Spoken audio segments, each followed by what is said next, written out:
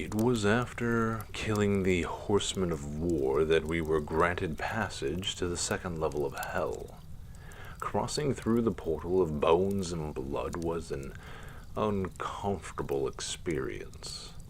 The only way I can describe this is like having your stomach turned upside down, then inside out, set to the torch, and all of this following a splitting headache that felt as if daggers and needles were coming out from the inside.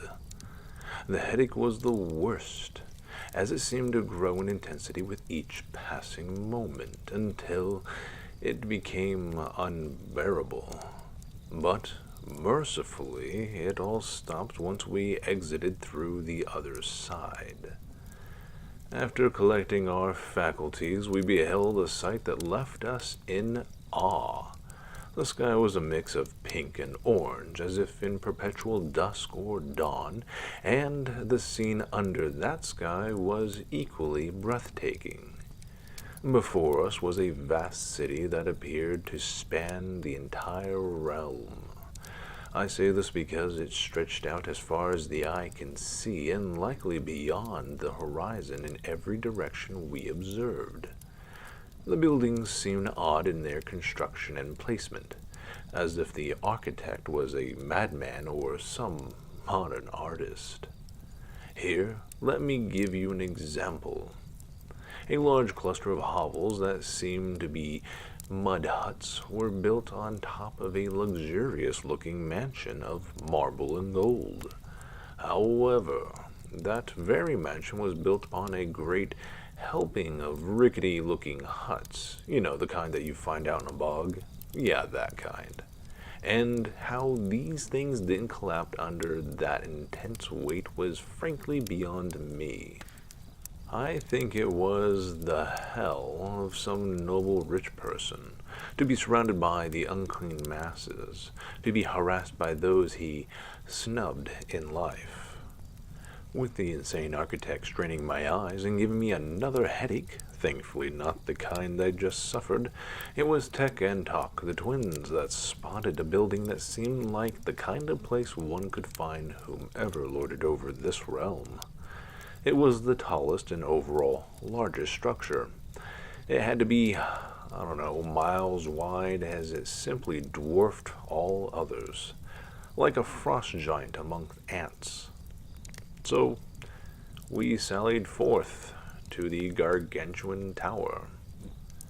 Once we finally reached the place of interest, which took us the better part of the day through a rat maze of streets, corridors, bazaars, and businesses, we found that the entry leading into was completely unguarded and open.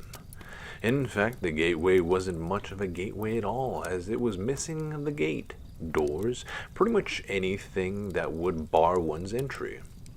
Now, there were guards on station, so don't think this place was abandoned, but they didn't bother to stop us, nor query us.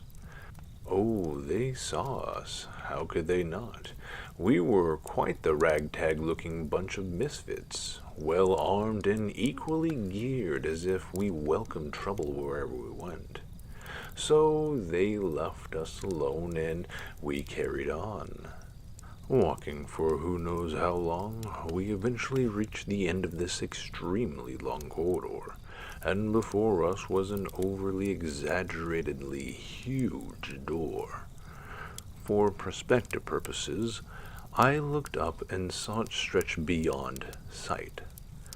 So mind-bendingly stupid. It was carved from what I assumed was pure onyx, and was inlaid in gold, silver, and brass symbols and iconography. Burke, our fighter, placed a hand on this stonework, and surprisingly enough, it opened with contemptuous ease, as if the damn thing was made from clouds. So before us, seated on a grand throne, was a giant man, and I meant that quite literally. The guy was an actual giant, a flesh giant to be precise, but unlike those who we've read about in books or seen in artist renderings, this one was morbidly obese. He was quite the sight, overly fat, covered in sores, and naked. I was so glad that his gut was the largest feature, as that thing thankfully covered his lower extremities. He was sitting there, just sitting, with one arm on an armrest and his fist under his chin. I thought he looked bored or lost in contemplation, like thinking what his next meal would be, but no, he was waiting on us instead. Somehow, that did not surprise us to learn that this lord of this realm was waiting for us. I don't know if it was our new war horseman that tipped him off, or if it was one of the many thousands that we passed by on our way here. Regardless of how he knew, it did make things a little easier, as we didn't have to go into a long-winded explanation as to how we got here. Instead, it was more of a matter of why. Making a long story short, Menz, our spellcaster extraordinaire, summed up our quest in a few words. Demon kidnapped his wife. He then points to me. And we're going to get her back and kill whoever perpetrated this and anyone who gets in our way. Now, if you've ever, and I mean ever, meet a demon and he gives you a wicked smile, you may want to go the other way. That thing may have just thought up some mischievous crap that's going to try to ensnare you with a very tempting offer. Normally these offers all fall apart at some point in time, and then your soul belongs to them. Well, that's what happened, but unfortunately we could not afford to leave, as he needed to pass through his portal into the third level, and he knew it.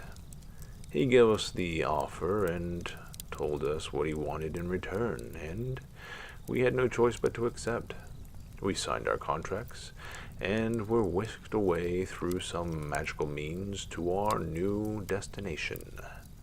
So there we were, all together in a well-lit room, surrounded by weapons and armors all along the walls. The structure was made of stone, and the ground was covered in sand and blood. Copious amounts of blood. I mean, holy crap, where are we? Some blood god's temple? Well, I guess that answers my question about the overabundance of sand. And shuffling on that bloody sand was a short-statured, humpback and malnourished-looking creature. He came into the room and told us that he was a representative of our host, and he was here to explain the rules of this place. This place being a coliseum, which then explains the blood. He said, "There is something you must know about this place," in a gurgling voice. "You cannot use any healing potions or incantations within the Colosseum arena. The magics here forbid it." The little troll then noted that should we lose, then our bodies will be tossed into the grinder out front, and our souls bound to the Colosseum forever. I raised my hand like the idiot that I am and asked, "What grinder?" The creepy little man smiled and pointed to a window. Now, that window wasn't there before, but we looked out it all the same, and saw the biggest meat grinder we have ever seen. It was steel and bronze, and was, of course, covered in blood. We just stared at that monstrosity for a while in disbelief and revulsion. He then said, with what sounded like glee, "Welcome to my lord, Gordon Gramsies Grind House." Then the little sod pointed to Burke and beckoned him to follow. Burke said his farewells, hefted his shield and hammer, and marched out with his head proudly held high. Shortly after, we heard a large rumbling as those above were stomping their feet in excitement. We faintly heard a roar of cheers after some time had passed, and prayed to whatever deity could hear us that our friend was victorious. He did return very much worse for wear. One of his horns appeared broken, and for a Minotaur as noble as he, that was a bigger blow to his ego than the beating he suffered. I was about to ask him if he was okay, but then I heard a sound that stopped me cold. It was the grinder, turning a slow turn, and what followed will haunt me for months, if not longer. It was the breaking of bones, the crushing of organs, and the scream of that man's soul being bound to this cursed place. Then our favorite humpback minion returned and pointed to Men's. Men's followed, and we again heard the thrumming of excitement permeating through the stonework. Completely exhausted and drained of almost all life, we looked at him in amazement. "What happened?" I asked. "I'd rather not say," he replied, and found the nearest chair to rest in. I did notice that the grinder was eerily silent after his return. Our tiny jailer returned with but an annoyed look on his face. He glanced at Men with a spiteful sneer and then turned his attention towards the twins, Tech and Talk, and beckoned them both to follow. Now, their fight took a very long time, so long, in fact, that Beck was nearly done fashioning a pointed cap to go over his broken horn for the material left behind, and Men's looked less like death. Well, eventually they came back, scratched, scraped, dented all over, and in good spirits. Tech showed the hole in the side of his head, and they summarized what happened above. So apparently our host tried to pull a fast one on us by having the twins fight one another. And if it were any two in our party, then this plan would have worked. However, in the case of this pair, it failed spectacularly. Now the twins fought and really got the crowd riled up, as they expected to see one kill the other and then go through the anguish of committing such an heinous act. Instead, what they got were two near-immortal clockwork sentient beings duking it out, and after a while it just got boring. The crowd was angered, as well as the host. The lord of this hellscape demanded one kill the other, or he would toss both into the grinder. So, chuckling, Tech announces to the group that he pulled his revolver out and shot himself in the head, making Talk the winner. Talk laughed, then adds that the best part was yet to come. The menials came out to collect Tech's body and begun dragging it towards the gate when suddenly it started moving. "The poor slaves look like we scared the hell out of them," pun intended, said Talk. Tech simply got up and bowed to the fat lord, and we strolled out of the arena laughing. Now, it was about this time that the mangled midget made his way back to us, and with an angry finger pointed to me. I gathered myself and followed the little man through a torch-lit hall, passing many rooms along the way, most of which were either armories, similar to the one we resided in, a ward, or a cell with numerous individuals held within, waiting to be sacrificed on the stage of entertainment. Finally, we made it to the gateway that would lead me to the heart of this death trap I so willingly signed up for. The heavy-looking, overly rusted gates slowly began to lift, to the sound of rattling chains, churning gears, and the squelching of poorly lubricated metal rubbing on metal. Now, I want to tell you that I strolled out onto the sand with my head held high, my armor looking pristine, and the overall aura I was emitting was that of pure badassery. But in truth, I cautiously entered the arena expecting treachery. My armor was well worn and in need of attention, and I was overwhelmed by the sight I beheld. Understand, I'm no stranger to battle, and large-scale battles at that with my battlemates. But in this instance, I was alone and surrounded by all sorts of misshapen and grotesque demons braying for blood. Should they have wanted to kill me, I'm sure they could by sheer weight of numbers. I looked around and, taking in all that I could see in the pit, I wanted to know where all the spikes were located, where all the potential traps could be laying in wait. To my right, I saw a large red spot in the sand. There were limbs and other parts scattered around the crimson ring. I guess I now know what happened to Menz's opponent and why he was exhausted. Yeah, after seeing that, I can understand why he didn't want to talk about it. While I was admiring my mage's handiwork, the gate opposite of myself opened, and what came out was the most beautiful creature I have seen since entering this place. This creature was gliding just above the sand and made its way to the center stage. Dressed in the purest of white cloth, sporting a pair of immaculate wings, and appearing as true a paragon to the just and right, was an angel. A freaking angel. So there I was, surrounded by hellspawn in the presence of a demon lord, before an angel I'm meant to kill. Now, I don't know about you, but I didn't think angels were the types to get captured and forced into gladiatorial battles for the amusement of demons, and normally I would be correct. But in this instance, I was mistaken.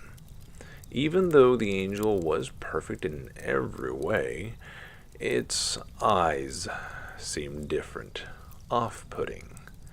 They were not the glowing orbs of light, but were instead orbs of pure blackness. Ah, now I get it. He's a fallen angel. Now this makes sense.